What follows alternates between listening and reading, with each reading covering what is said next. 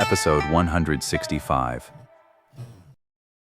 Patriarch Yan closed his eyes in thought for a moment, then opened them and gave the order. Yan Yan Wen, Yan Qi, go to the living room and sign the life-death pact with the guests from the Ghost Spirit sect. If they refuse, activate the hall's grand formation immediately and trap them here to die.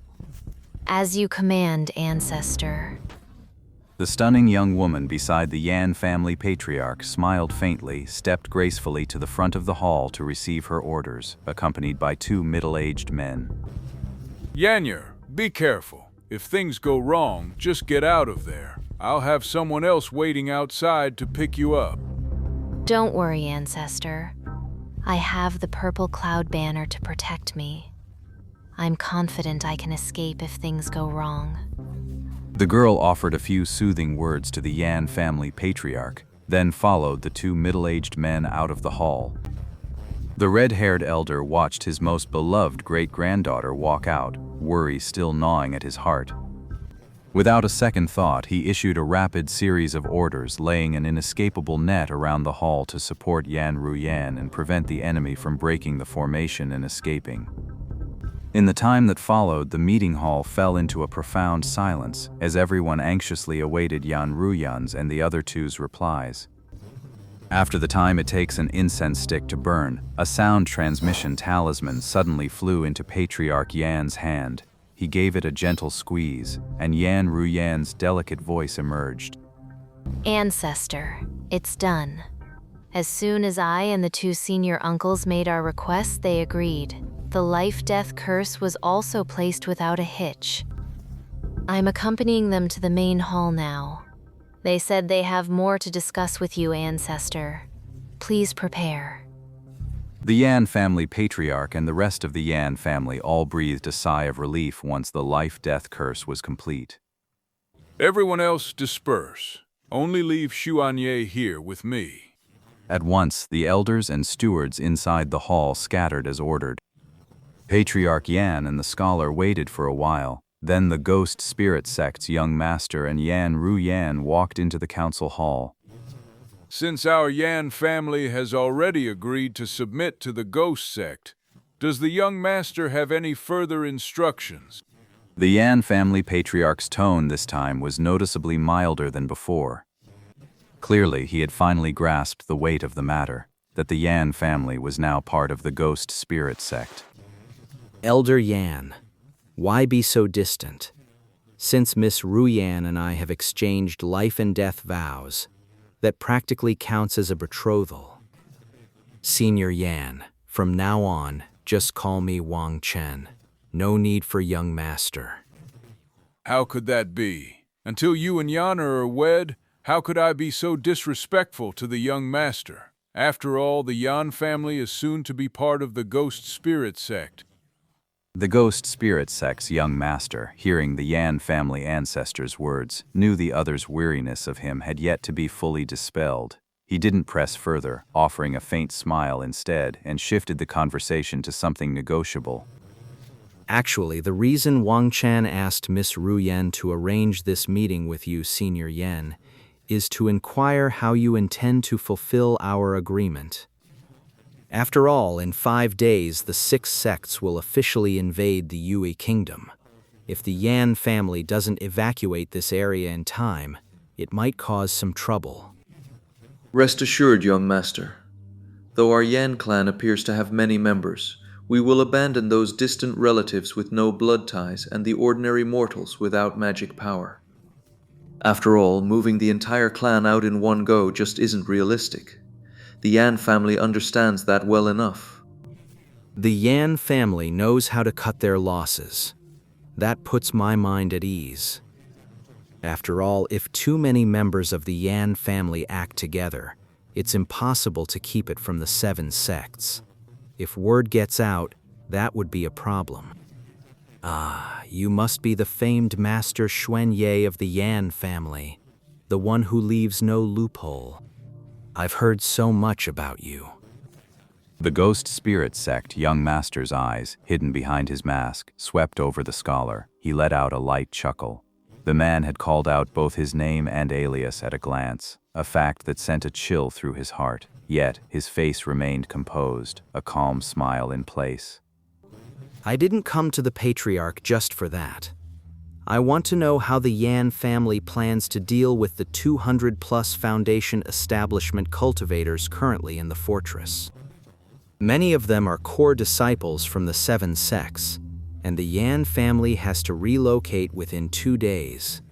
If they run into these people, it could be quite troublesome, don't you think? What does the young master mean? Here's the thing. The blood spirit art requires a blood sacrifice of cultivators' souls before it can be properly cultivated.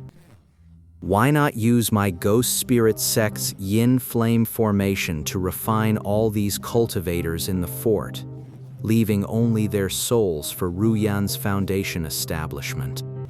With so many Foundation establishment cultivators' refined souls, surely the young lady will succeed in mastering the first layer of the blood spirit art. The ghost spirit sect's young master casually proposed a scheme so vicious it sent a chill down the spines of both the Confucian scholar and the Yan family patriarch. No, I can overlook the 7 sects, but the cultivators from other nations came here because we invited them to select a dual cultivation partner for Yanner.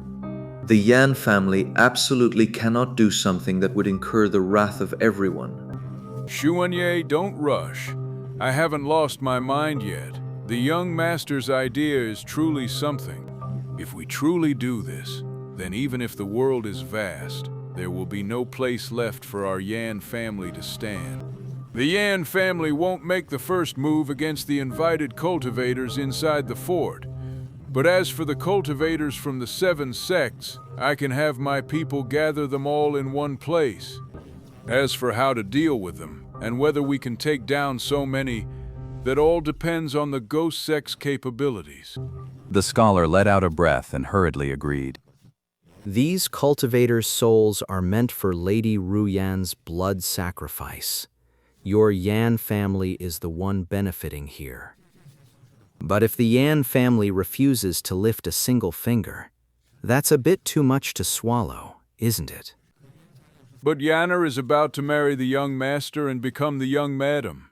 She'll soon be yours, so it's only natural for you to lend a hand. Of course, once our Yan family formally pledges allegiance to the Ghost Spirit sect, we won't show the 7 sects any mercy. But regardless, we were the ones who invited these 7 sect disciples here.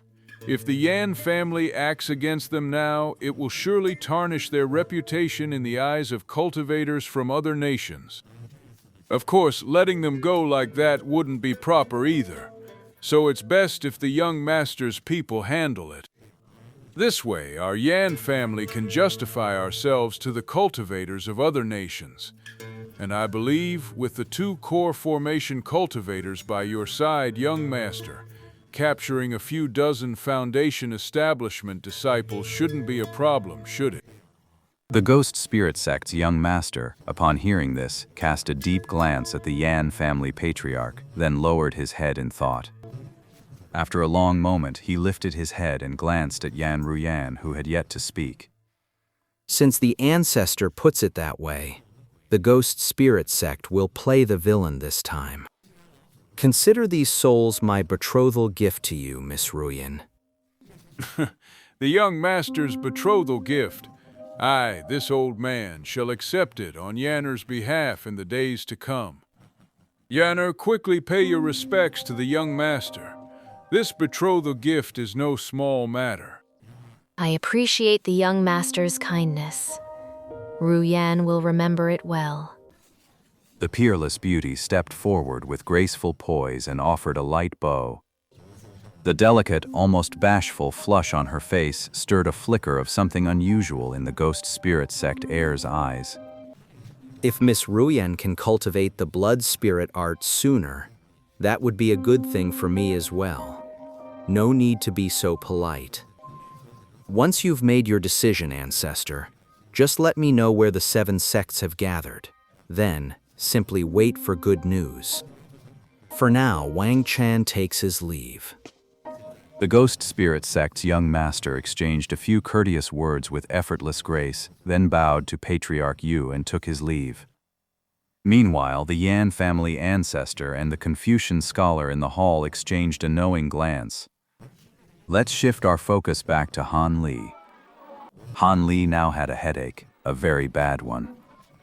And all of this stemmed from the 3 acquaintances and 1 stranger currently facing off before him. As for the familiar faces, there was Yan Yu and senior brother Feng, along with Dong Xuaner, who was practically half lying in the arms of the other stranger. As for the stranger, he was a man of stunning, almost feminine beauty. Striking. The moment Han Li saw the man's face, that single word surfaced in his mind. This man was just too beautiful and androgynous. No question about it. He was equally devastating to both men and women. If not for the men's clothes he wore, no one would bat an eye calling him a great beauty. Yet what was even more astonishing was that despite his uniquely striking appearance, not a single one of his movements felt out of place. Everything was perfectly coordinated and natural. Under normal circumstances, Yan Yu and Senior Wind wouldn't have taken a dislike to a man like this. But now, their eyes burned with fury as they locked onto the man in purple robes. Not only was Dong Xuaner being half-held by him, but more importantly, she was gazing at the stranger's stunning face with a dazed, infatuated expression. Han Li glanced around, his brow furrowing as he silently cursed under his breath. I just wanted to take a shortcut back to the inn after the gathering. How was I supposed to know I'd stumble onto a jealous lover's quarrel in such a remote place as Shangshili? Now I can't avoid it even if I wanted to. After all, Uncle Master Hung Fu gave me specific instructions before she left. If I hadn't run into her, I could have simply pretended not to know about Dong Xuaner's reckless behavior. But now that I've run into them face to face, if I don't ask at all, it really would be hard to justify. And those 2, who were completely under Dong Xuaner's spell, froze for a moment when they saw me, then rushed over eagerly, desperate for me to pull her away from that male cultivator, because in their eyes, I was far less of a threat than that strikingly handsome man. Looks like they see me as their last lifeline. Han Li listened to their complaints while carefully studying the dazed expressions on the handsome man and Dong Xuaner's faces. According to those 2, they were accompanying Dong Xuaner to buy materials and talismans at a few famous shops this afternoon when they happened to run into this man at one of them. As it turned out, the moment Dong Xuaner laid eyes on him, she acted like a lovesick fool, actively clinging to him and even letting her actions grow increasingly inappropriate. Oh, that really got those 2 riled up. What infuriated them most was that this man, when Dong Xuaner latched onto him, accepted her without the slightest hesitation, and even intended to take her away. Naturally, the 2 of them would never agree to that. And so, in that narrow alley, they cornered the man. Leave Miss Dong behind. If she's willing, I won't stop her in the slightest. That left the 2 of them looking utterly pathetic because from every angle it was Dong Xuaner who had thrown herself into the man's arms.